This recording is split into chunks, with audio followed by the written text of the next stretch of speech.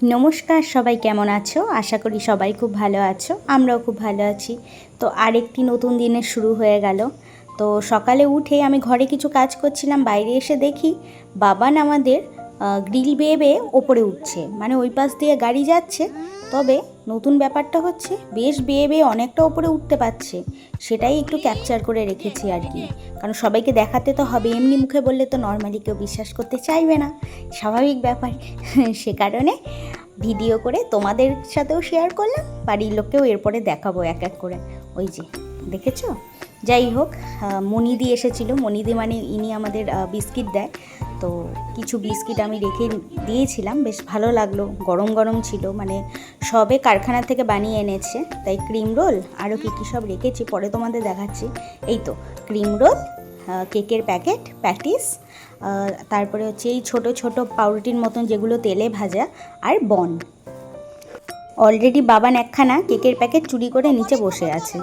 যাই হোক, আমি বললাম দে, কোনোভাবেই দিচ্ছে না, আর কি করা যাবে। তো পাশে পুটি দিদি এসছে, তো পুটি দিদির সাথে বাবান খেলছে। ও আরেকটা কথা বলি, এই চারিপাশে এই সব শাড়ি জামা কাপড় সব মেলা আছে। প্রচণ্ড বৃষ্টি হচ্ছে, রোদে শোকানো যাচ্ছে না, সেই কারণে বারান্দাতেই মেলা আছে শাড়িগুলো। এবারে পুটি দিদি যথারীতি বাবানের সঙ্গে এসেছে খেলতে। আর আমার ছেলেকে তোমরা তো জানোই, মানে লোকে বলে কারোর কাছে, মানে নিজের বাচ্চাকে দিয়ে বলে যে আমার বাচ্চাটাকে একটু দেখে রেখো। আমি উল্টা বলি আমার বাচ্চার থেকে অন্য বাচ্চাগুলোকে একটু সাবধানে রেখে দিও। তবে আমি তখন থেকে একটা জিনিস ফলো করছি, পুটি আর বাবানের মধ্যে কিন্তু চামচ নিয়ে তখন থেকে নিঃশব্দে লড়াই চলছে। প্রথমে আমি বুঝতে না পারলেও পরে কিন্তু সেটাই দেখলাম, ওর হাত থেকে কেড়ে নিচ্ছে, ওর হাত থেকে কেড়ে নিচ্ছে। ছেলেটাকে আবার কিছু না দিলে মুখের দিকে কিছুক্ষণ হাঁ করে তাকিয়ে থাকে, ওই যে পুটির দিকে তাকিয়ে আছে, এইভাবেই মুখের দিকে চোখের চোখ দিয়ে তাকিয়ে থাকবে। ও এটাই বলতে চাইছে যে আমি যেটা বলতে চাইছি তুমি কি বুঝতে পারছো না। ওই দেখো চামচ দিয়ে পুটিকে এখন মারার চেষ্টা করছে। আমি বললাম বাবা দুষ্টু করবে না কিন্তু, আবার পড়েও যাচ্ছিল। যাই হোক, মামার মেয়ে আর বাবান দুজনকে দুপাশে নিয়ে একটু ঘুরিয়ে আনছিল।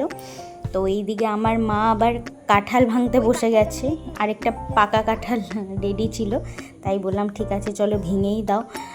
তারপরে আমি এখানকার সব বীজগুলো নিয়ে যাব, কলকাতায় এত কাঁঠাল পাবো কোথায়, তাই ভাবলাম বাড়ির থেকেই তুমি কাঁঠাল ভাঙতে থাকো আর বীজগুলো আমায় দিও। তারপরে হেলিদির নাচ দেখতে দেখতে বাবান দুপুরের খাবারটা ফিনিশ করে নিল। যাই হোক, আজকের ব্লগটি এই পর্যন্তই। আবার একটি নতুন ব্লগ নিয়ে খুব তাড়াতাড়ি আসবো। ততক্ষণের জন্য টাটা, বাই বাই। সবাই ভালো থেকো, সুস্থ থেকো, আনন্দে থেকো। আর আমার ভিডিও ভালো লাগলে লাইক, শেয়ার এবং সাবস্ক্রাইব করে আমার অবশ্যই পাশে থেকো।